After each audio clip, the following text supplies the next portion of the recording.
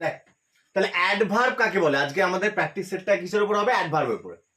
তাহলে অ্যাডভার্ব কাকে বলে না, অ্যাডভার্ব কাকে বলেছিলাম আগের দিন,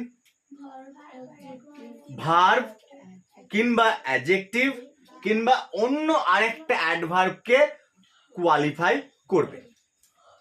এবার অ্যাডভার্ব কত রকমের হয়, অ্যাডভার্ব অফ টাইম অর্থাৎ যখন সময় ইন্ডিকেট করবে, অ্যাডভার্ব অফ প্লেস যখন কি না, অ্যাডভার্ব অফ প্লেস হচ্ছে জায়গা স্থান ইন্ডিকেট করবে, আর কি অ্যাডভার্ব অফ তোমার কি বলে ম্যানার্স কিভাবে হচ্ছে এটা, আর adverb of cause and effect অর্থাৎ কারণ, কারণ বোঝাবে, কারণ ফলাফল, ঠিক আছে। তাহলে অ্যাডভার্ব আবার আবার টাইমকে আমরা একটা ভাগে ভাগ করতে পারবি, adverb of frequency. Frequency frequency মানে হচ্ছে যে অ্যাডভার্বটা, এই অ্যাডভার্বটা কেমন প্রকাশ করবে না, মাঝে মাঝে, ঘন ঘন, হ্যাঁ, অন্তর অন্তর, এই যে শব্দগুলো প্রকাশ করলে তাকে বলা হয় adverb of frequency.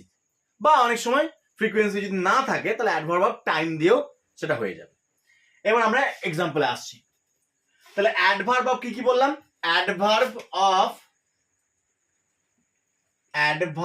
Of time, ঠিক আছে।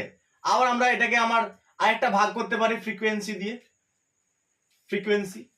Adverb of place,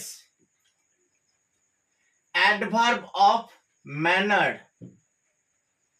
adverb of cause and effect. আমরা মোটামুটি এই ভাগগুলো আমরা শিখব। তাহলে অ্যাডভার্ব প্রথমটা হচ্ছে হি নেভার, প্রথমটা দেখো, he never waited for anyone, সে কারোর জন্য অপেক্ষা করে না। তাহলে আমরা দাগ দিয়েছি নেভারে, তাহলে নেভার এটাকে আমরা এই নেভার শব্দটা দিয়ে কি বোঝাচ্ছে, কখনো, তাহলে টাইম বোঝাচ্ছে না জায়গা বোঝাচ্ছে না কিভাবে বোঝাচ্ছে, নেভার দিয়ে কি বোঝাচ্ছে বলো, কখনো, কখনো মানে কি টাইম বোঝাচ্ছে। তাহলে এটাকে আমরা কি করতে পারি, অ্যাডভার্ব অফ টাইম করতে পারি। আবার এটাকে আমরা যদি আরো স্পেসিফিক করি, কখনো সখনো যখন শব্দগুলো থাকবে তখন অ্যাডভার্ব অফ ফ্রিকোয়েন্সিও হয়, বা যদি টাইমও করি ক্ষতি কিছু নাই।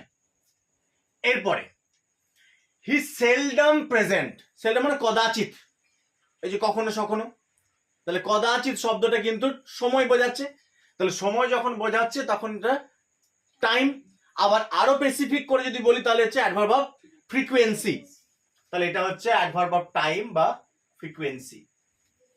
এরপরে পরেরটা, হি ফট ব্রেভলি, সে লড়াই করেছিল, কেমন করে লড়াই করেছিল, ব্রেভলি, সাহসের সঙ্গে। তাহলে কেমন করে কিভাবে এটা যদি বোঝায় তখন তাকে কি বলা হয়, অ্যাডভার্ব অফ ম্যানার, তাহলে এটা হচ্ছে অ্যাডভার্ব অফ ম্যানার। তারপরে হি সিংস ওয়েল, সে গান করেছিল, সে কেমন করে গান করেছিল, ওয়েল খুব সুন্দর গান করেছিল, তাহলে ভার্বকে কোয়ালিফাই করছে, এবং কেমন করে বা কিভাবে, তাহলে কি হচ্ছে adverb of manner, adverb of manner. এরপর next 5 number, he went everywhere, সে সব জায়গায় গেছে, তাহলে একটা জায়গা বোঝাচ্ছে, জায়গা মানেই অ্যাডভার্ব অফ প্লেস আছে। 6 number, he is therefore unhappy,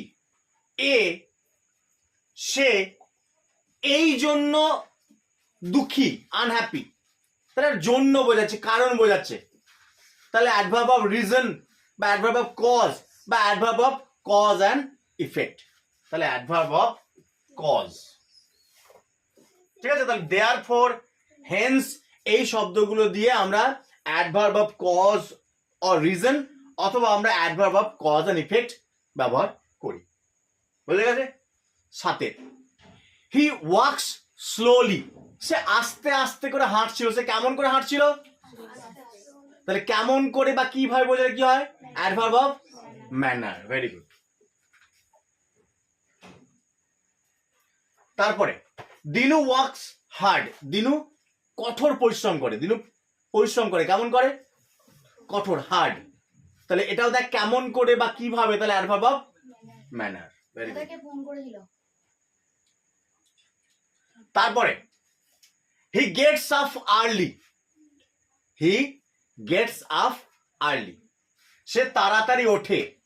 তাহলে আর্লি ওঠা, তাড়াতাড়ি ওঠা, তাহলে টাইম বোঝাচ্ছে। তাহলে টাইম বোঝালে কি হয়? Adverb of time,